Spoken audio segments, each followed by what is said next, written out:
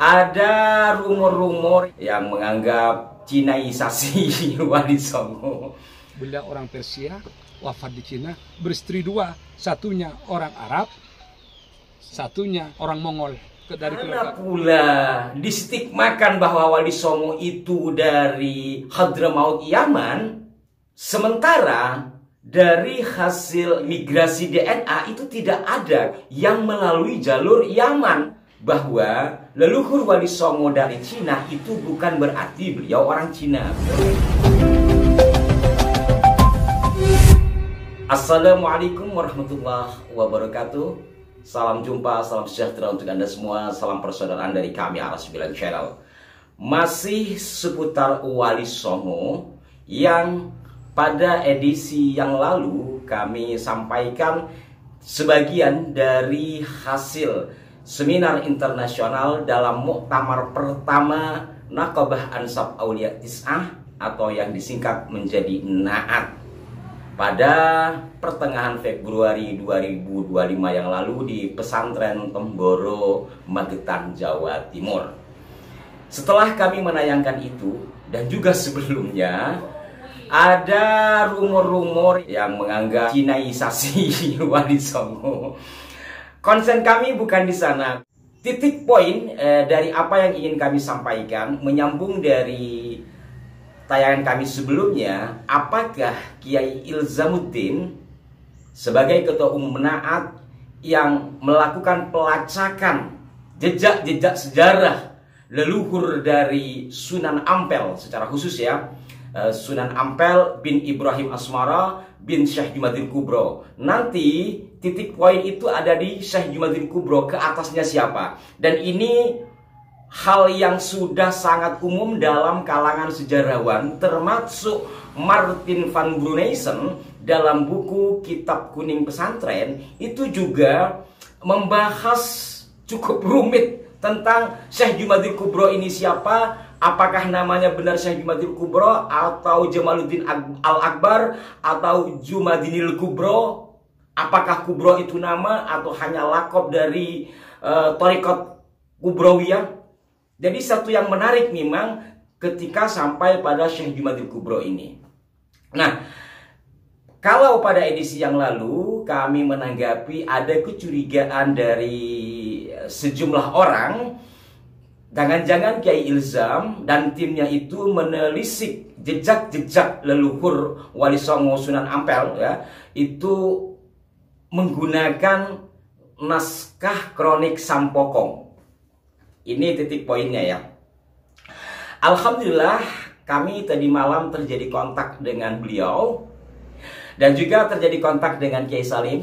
Pada intinya, kenapa Kiai Ilzam kemudian sampai ke Yunan, ini kayaknya sama dengan sejarawan-sejarawan yang lain. Walaupun beliau-beliau ini memiliki catatan-catatan manuskrip dari leluhurnya, tetapi sebenarnya beliau-beliau yang tercatat dalam manuskrip itu kerap kali namanya tidak utuh.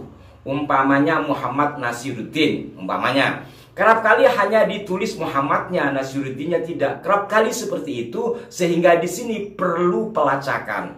Dan kemudian karena pula distigmakan bahwa Wali Songo itu dari Hadramaut Yaman, sementara dari hasil DNA, dari migrasi DNA itu tidak ada, kata beliau, yang melalui jalur Yaman, secara khusus Hadramaut. Yang ada itu Yunan.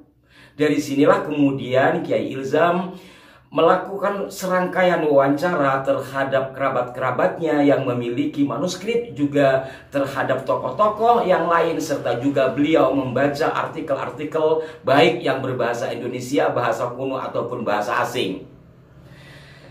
Titik poinnya ternyata Yunan, jalur migrasi dari leluhur Syekh Jumadil Kubro ini. Singkat cerita, beliau juga terjadi komunikasi dengan Kiai Salim, dan apa yang disampaikan oleh Kiai Ilzam sama dengan apa yang disampaikan oleh Kiai Salim, bahwa pada awal-awal abad 19 itu sudah terjadi perbincangan juga tentang leluhur Sunan Ampel, yakni kakeknya itu ya, Syekh Jumadil Kubro, itu katanya berasal dari Yunan. Tapi ada juga yang mengatakan berasal dari Yaman. Hanya saja karena di Ampel sejak 1800-an itu sudah menjadi koloni Arab, otomatis Arab-Arab Yaman, Hadramaut ya maksudnya, otomatis orang-orang di sana akan berpihak kepada migrasinya yang dari Yaman. Nah, dari sinilah kemudian Kiai Ilzam juga menghubungi Nakib Pakistan. Dan dari Nakib Pakistan ini juga menginformasikan migrasi dari Yunan. Singkat cerita, entah dari mana itu dananya Kiai Ilzam, sampailah beliau ke Yunan. Setelah sampai di sana itu, ternyata beliau tidak perlu banyak melakukan riset. Karena ternyata sudah sangat akrab yang namanya Syekh Jumadil Kubro dan yang lainnya. Di sana ada catatan-catatannya. Baik catatan dalam bentuk buku kekinian ataupun dalam bentuk manuskrip. Maka dari sini subhanallah, beliau sempat terperangah begitu kata beliau kepada saya. Loh, kok begini? Lalu dibuka-bukalah naskah-naskah itu hingga kemudian beliau melakukan serangkaian perjalanan ke masjid yang ada di sana sebagai bukti sejarah ya. Umur masjid itu sekitar 500 tahunan. Saya pernah juga dikirimi sahabat saya yang etnis Tionghoa yang pernah ke sana, pernah dikirimi sekitar 3 tahun yang lalu tentang masjid itu. Dan sejarahnya juga hampir sama, walaupun tidak menyebut Sunan Ampel. Dari masjid ini kemudian Kiai Ilzam ziarah ke sejumlah makam. Dan satu di antara rangkaian perjalanan beliau di Yunan itu saya akan putarkan. Ini lanjutan dari edisi yang lalu. Nah, kok bisa seorang telah dari Rasulullah Muhammad SAW melalui Musa Al-Kazim sampai ada di Yunan? Kita simak kilasannya berikut ini. Makam Syed Ajal Samsuddin Umar. Siapa beliau? Beliau ini asalnya dari Bukhara, Asia Uzbekistan. Kemudian pada tahun 1200-an oleh Genghis Khan, oleh dinasti Yuan, dia itu di waktu perang di sana itu diinvasi, ditangkap karena berkelakuan baik, dijadikan gubernur Yunan pertama. Otomatis beliau ini yang menjadi pembawa agama Islam pertama di provinsi Yunan, Cina. Beliau ini punya putra namanya Nasruddin. Nasruddin punya putra banyak. Putra yang nomor 6 namanya Husain. Husain di manuskrip Jawa ada. Husain itu adalah ayah daripada Jamadil Akbar. Jamadil Akbar atau Jamaluddin Al-Akbar yang masyhur dengan Wali Songo, itu ada datuk daripada Wali Songo. Beliau orang Persia, wafat di Cina, beristri 2, satunya orang Arab, satunya orang Mongol dari keluarga Kaisar Mongol, dan yang turun kepada Syed Nasruddin itu yang dari Arab. Nah, Syed Nasruddin menikah dengan orang Mongol, turun kepada. Ya, sekali lagi saudara-saudaraku, video yang agak panjang ketika beliau di sana kami taruh di kolom deskripsi. Silahkan dilihat di sana. Kerap kali belum lihat sudah komentar, miring lagi komentarnya. Ya. Jelas ya para pemirsa, dan ini juga saya akan bacakan dari penyampaian atau tulisan Kiai Salim dalam bentuk artikel. Singkatnya begini, beliau menulis kepada saya tentang leluhur dari Syed Ahmad Rahmatullah. Ketika pasukan Genghis Khan menginvasi dinasti Islam yang menguasai daerah Asia Tengah pada tahun 1077 sampai 1231, dan kemudian seorang pemimpin bangsa Persia, Syed Samsuddin Umar Al-Bukhari dalam kurung Siti Bumair, memutuskan untuk menyerahkan diri kepada Genghis Khan. Kemudian selang beberapa tahun Kaisar Kublai Khan menunjuk Syed Samsuddin Umar Al-Bukhari sebagai seorang gubernur di daerah provinsi Yunan. Bertepatan dengan Kaisar Kublai Khan mendirikan dinasti Yuan, di mana Kaisar Kublai Khan merupakan cucu dari Genghis Khan. Dan ketika Syed Samsuddin Umar Al-Bukhari wafat pada usia 69 tahun, kepemimpinan gubernur digantikan oleh putranya yang bernama Syed Nasruddin atas perintah Kaisar Kublai Khan dinasti Yuan. Dan pada tahun 1291, Kaisar Kublai Khan, dinasti Yuan, mengutus Sayyid Nasiruddin untuk menjadi gubernur di provinsi Shaanxi. Namun pada tahun 1292, Sayyid Nasiruddin wafat dan kemudian Sayyid Nasiruddin berhijrah dari Jiangxi menuju ke daerah Ningxia.